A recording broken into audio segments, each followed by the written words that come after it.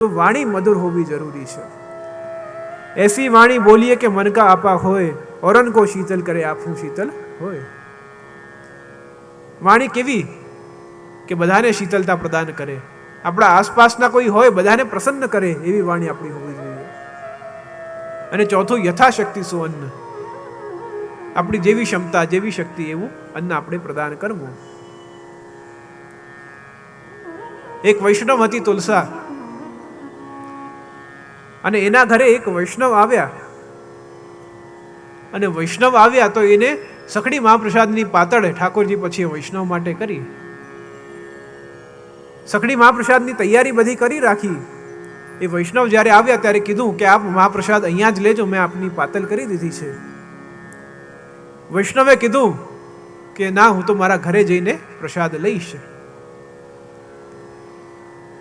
બીજા દિવસ, એ દિવસ તુલસાએ પણ મહાપ્રસાદ ન લીધો કે એ વૈષ્ણવે પણ મહાપ્રસાદ મારા ત્યાં નથી લીધો, એટલે હું પણ આજે મહાપ્રસાદ નહીં લઉં. બીજા દિવસ મનમાં વિચાર આવે છે કે ફરી કાલે વૈષ્ણવ આવવાના છે, આજે સખડી નહીં અનસખડીની તૈયારી કરી રાખીશ, તો અનસખડીની પાતળ એ મહાપ્રસાદ લેશે. તો અનસખડીની તૈયારી કરે છે, તૈયારી અનસખડીની કરી રાખી છે, અને આજે તો એ વૈષ્ણવ આવવાની કહે છે કે આજે અનસખડી નહીં, આજે તો હું સખડી લઈશ. પહેલા વૈષ્ણવ વિચાર કરે છે કે તુલસા એ નીચી જાતિની વ્યક્તિ છે, વૈષ્ણવ છે, એની જાત નીચી છે, એના ઘરે મહાપ્રસાદ લેવાય નહીં.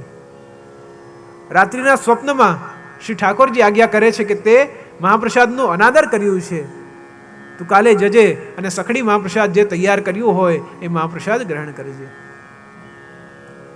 અહીંયા શ્રી આચાર્યચરણ આપ બતાવે છે કે ક્યારે પણ કોઈ વૈષ્ણવની ઊંચી નીચી જાતિ હોતી નથી.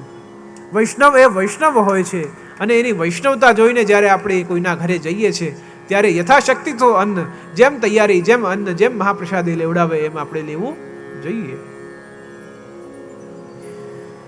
જ્યારે આપણા જીવનમાં પ્રભુ આપણા માટે શું સારું છે, શું ખરાબ છે, એ બધું જાણે છે.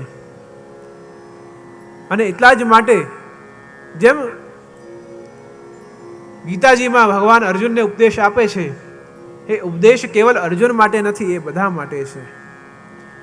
એમ શ્રી મહાપ્રભુજી જ્યારે ઉપદેશ આપે છે તો એ કેવલ દમલાજીને નહીં, પણ દમલાજીના ભાવથી આપણા બધાને ઉપદેશ આપે છે. જે પણ ઉપદેશ છે, શ્રી કૃષ્ણ સેવા સદા કાર્ય, સદા શ્રી કૃષ્ણની સેવા કરવી, આદિ જે પણ ઉપદેશ શ્રી વલ્લભ આપ આપે છે એ ઉપદેશ આપણા બધા માટે છે. ષોડશ ગ્રંથ એ આપણું સિલેબસ છે. પુષ્ટિની રીત શું છે એ આપણે ષોડશ ગ્રંથમાં, કયા ગ્રંથથી બાલબોધ થઈ, જો જ્યારે પુષ્ટિ માર્ગમાં પ્રવેશ થાય ત્યારે એ ગ્રંથનું સ્મરણ કરવાથી પુષ્ટિ માર્ગના કઈ રીત પ્રીત છે આપણને જાણ મળે. પ્રવેશ ક્યાંથી કરવો એની જ્ઞાન આપણને ત્યાંથી મળે. આદિ ષોડશ ગ્રંથનું જ્યારે આપણે રટન કરીએ છીએ તો આપણા માટે શું સારું, કેવી રીતના આપણે આપણી દિનચર્યા આપણી નિભાવી, એ બધું જ વર્ણન એમાં આવી જાય છે. એટલા જ માટે આપણી માર્ગદ્રષ્ટા કોણ છે? તો શ્રી વલ્લભ છે. માર્ગની રીત કોણ બતાવે છે? તો શ્રી વલ્લભ બતાવે છે. માર્ગ રીત દિખાઈ પ્રગટવે, માર્ગ રીત દિખાઈ, સેવા રીત પ્રીત વ્રજ જન કી, જનહિત જગ પ્રગટાઈ પ્રગટવે, માર્ગ રીત દિખાઈ. જે સેવા રીત પ્રીત છે એ કોની રીત પ્રીત? જે વ્રજજનોની રીત છે એ વ્રજજનોની રીત શ્રી મહાપ્રભુજી આપણા બધાને બતાડે છે.